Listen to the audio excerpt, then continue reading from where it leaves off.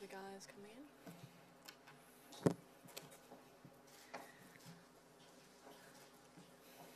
Well, Thomas, great to have you back here with us. Another day here at the Ryder Cup.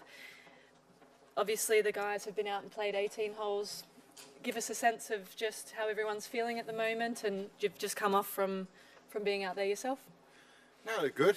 It's a good place. You know, there were a couple that dragging their feet in the end yesterday, and you know they were tired after, especially the guys travelling across the Atlantic. Were a bit felt like it was a long day yesterday, but we got the golf course done today. There's a good night's rest and had a nice dinner last night, and they're all in a good place, and they're happy and smiles on their faces, and so yeah, we're pretty happy with everything. I have to say, you're out there and the weather's amazing, and fans are starting to come in. So you know, some of those guys that haven't been in it before are starting to get a feel for what's ahead of them, and you know, so that kind of anticipation is now coming into what it really is all about. So I feel they're in a good place.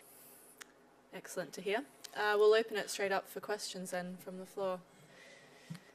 Anyone? Yeah, just in the middle. I was about to say no, Mic none. 3. Okay, see you later. We're all done for the day. Thomas, as you look at making your pairings, what's the recipe for a good foursomes tandem? The recipe for a good foursomes player, well, you got to be a good golfer to start with. No, I mean, foursomes is a tough game. Foursomes is a game of you know, being steady and being, you know, it's a hard format in the sense that you're only hitting half of the shots. It's difficult to get that kind of get going, and you know, so you're always a bit.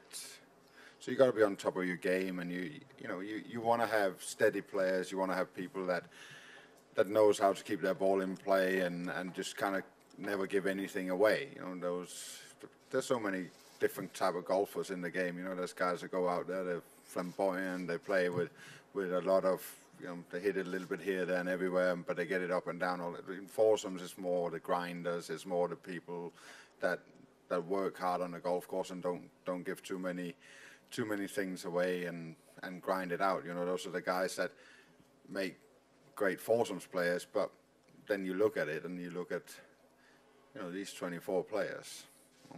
They're quite capable of going out to play foursomes. You know, they're great players. They are, on their day, they all hit a lot of fairways and a lot of greens and hold putts. So, you know, that's what makes a good foursomes player, but that's also what makes a good golfer. Just going to go mic 1, just here to the front.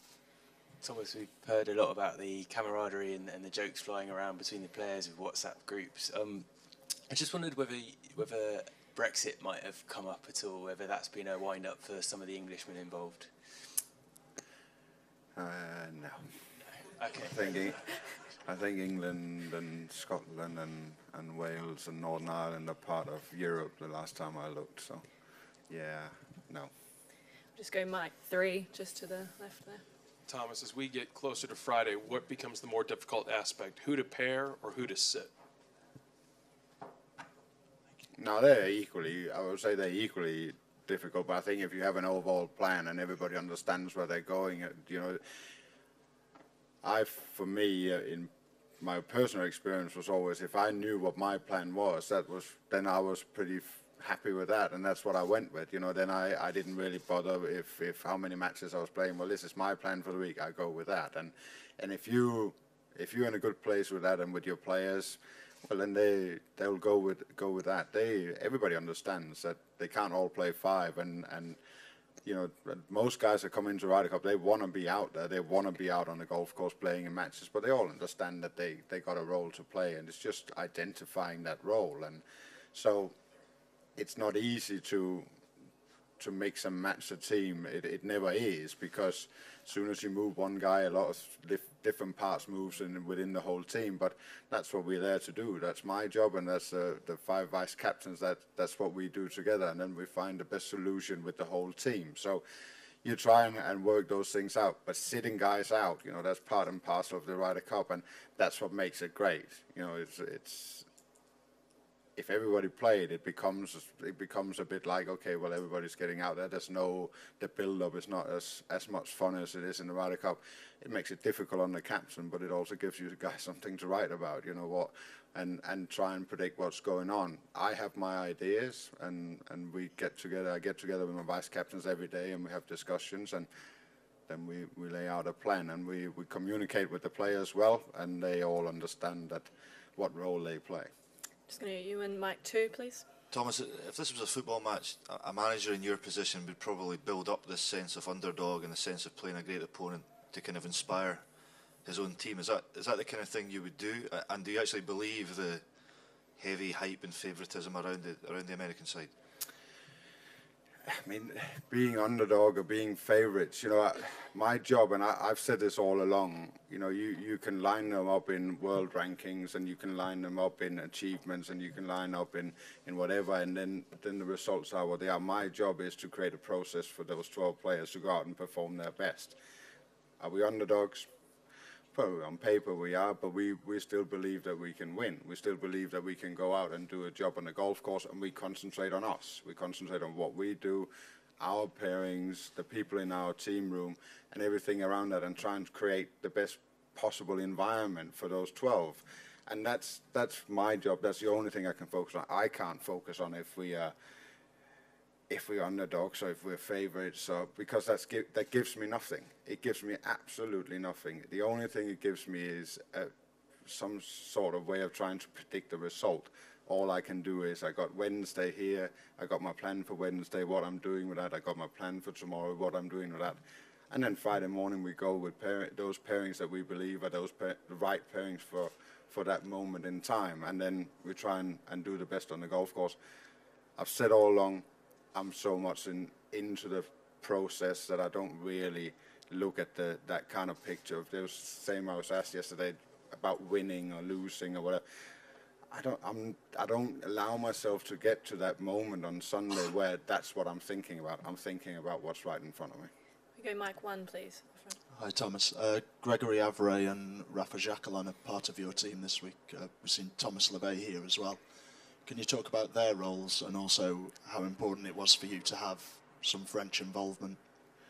No, I mean, we're in France. You gotta respect the nation that you're in, and this country has great players. And when you take certain players that has had such long-standing careers on tour, they're very much part of what we are as a European tour, and it's hard to come across two nicer guys and two better people than Greg and Raf. And I wanted their involvement for two reasons.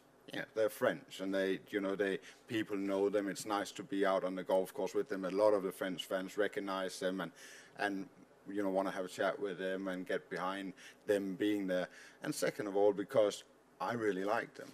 They're really good friends of mine. I get on really well with them. I know they'll do a job for us. They'll give everything for those players in that team. So that's why they're there. They're great people to have around, and they understand their role. They understand when the players are doing their thing, they go and sit in the corner and have a nice glass of red wine, and that's what they do. And then they get involved when it's right. But they are so good at picking their moments to be involved. And all those 12 players in that team feel great about them. So that's why they're there. It's going Mike 4, David.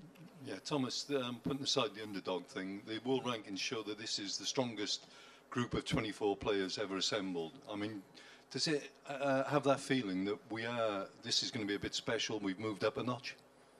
Yeah. Short and simple, yes.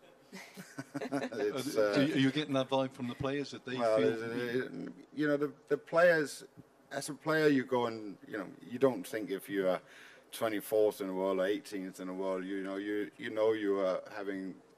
playing well and you're in a good place in your career, because that's why you're here. So you go and try and do your best. They don't think about it in that way. I see them going out and do their own thing and concentrate on that. But the question is that, are we in for something special?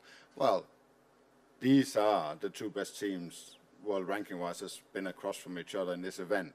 So it's all lined up to be something special, so it's for those 24 players to go out and show that. The surroundings, the golf course, the stands, the fans, all the build-up of being in this great city as well. I think that just adds on for it to be a really, really special occasion for the Ryder Cup and for the game of golf. And for me and Jim, that's a wonderful place to be and a great thing to be a part of. Just going to go Mike 2, Martin.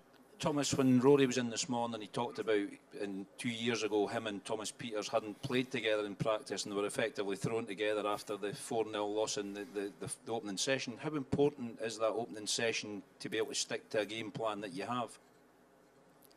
Yeah, I think it is. I think it's, you build your whole mind up about that first day and how you see that evolving, and you obviously have a plan for Saturday, but that can change from where you are. But so that day is important. So you don't want to fall behind and see your whole plan that you've laid out falling apart in that first session, and that's what it did for Darren. It's not easy as a captain. I would dread being 4-0 down after Friday's morning session, but I think any captain would do that. That's not a great place to be. So then you can't anything but second guess yourself if you're in that situation. But in the end, players have to go out on the golf course and play their golf and do the things that they need to do on the golf course, and that's not always on the captain. It's always sometimes on the players. And that was an unfortunate start for us last time. And hopefully we're not in that situation on Friday. Staying on mic 2, Alistair. We had John Rahm in this morning who's very excited. Is there a danger of being too excited? Do you try and temper that, or do you just let him get on with it? No, you can't be too excited about this. Well, he is. No, he's not too excited. He's excited, but he's not too excited. So there's no danger of... No, John wants to be on the golf course. Remember where he's from.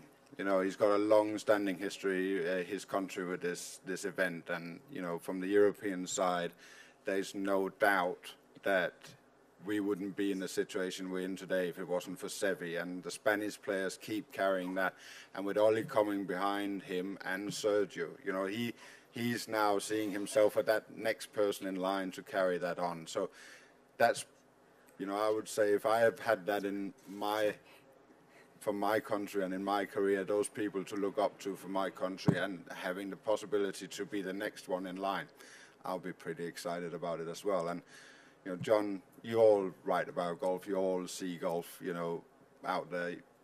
We can all see what an exciting prospect he is as a golfer. And why shouldn't you be excited about this? He's looked forward to it for so long. I'm going to go mic 3, just to the left. Thomas, I'm just wondering, you've seen it from both sides. What do you think the home field is worth? I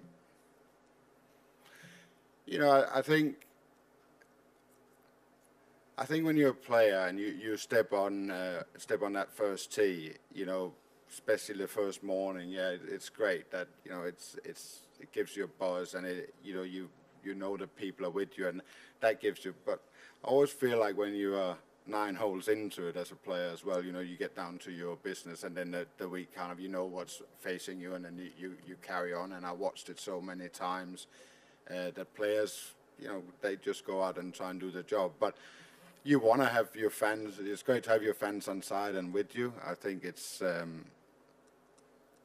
just a buzz that you can't describe. I thought last time it was, difficult. When you're new to it, it's difficult. It's difficult because this kind of build up and the players, the new guys out on the golf course, and they're like, maybe not as loud and as what they thought, but that's the practice rounds. They're not quite, when you're trying as a captain, so we'll just wait till Friday morning. You trust me, it'll be loud, and there'll be a lot of people, and there'll be a lot of singing and shouting and all that, and you can't prepare them that much for it. But when that starts, it's nice to have it with you instead of with your team, instead of them cheering for the opposing team. Just going to go mic 1, Derek. Thomas, you talked earlier about identifying roles for each member of the team. Could you outline Justin Rose's role this week and his importance?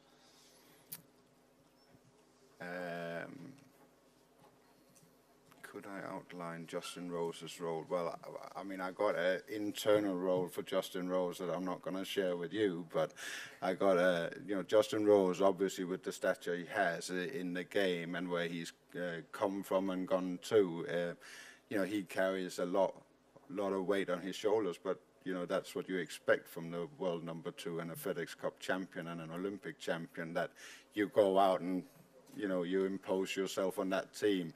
Now, Justin will do that, and him and I have sat down and identified what his role is and how he does that, which I'm not going to share with anyone, but that's, we have had that conversation. Justin knows his position within the team and how he does that. And that's, let's leave it there. And Mike 4, please, in the middle. Henrik had an odd year just with injury and trying to build momentum in his game. What do you see in his game right now, and what's the biggest thing he can bring to this team? Yeah, but somebody that has stats like he does, he brings a lot of greatness on the golf course, and somebody that, he's an past open champion. He's done great things in the game. These new guys look up to him. They know what he stands for. Henrik is not the type of guy that takes up a lot of space and arms swinging around and being in the middle of that team room. He's the one that's more a little bit in the corner, but you see him all the time having great conversations with people, and he's just, he's very good to have around. He's calm, and he's just a good player. And you look at his year. I think when he did get that injury around just before the Open, I think he kind of, all right, well that was that. I think he felt like he needed to regroup for the coming season and kind of put things in a little bit of a different place for himself. But that doesn't mean when you look at his results that they're just not what we normally seen from Henrik. But that doesn't mean that they're poor. He's just in a different place where he's building for something else. But you watch him on the golf course and you watch him play. He's a phenomenal player and very strong, and he brings a lot, and there was never any doubt in my mind that was a player I wanted here because of what he is as a player and how he plays. And when you look at his stats, he's just kind of bubbling on, always looking like he should be playing great. He's just not quite getting it together, but he's playing well enough to be amongst the 12 best players in Europe, that's for sure. Just Mike 4 right at the back, Henrik. Just getting back to that plan, is getting all 12 players on the course on day 1 part of that plan? Well, I had to try. You'll have to wait and see Friday, won't you? Okay, any more questions at all for Mr. Bjørn? I think we're done here for today. Thank you you very much for your time.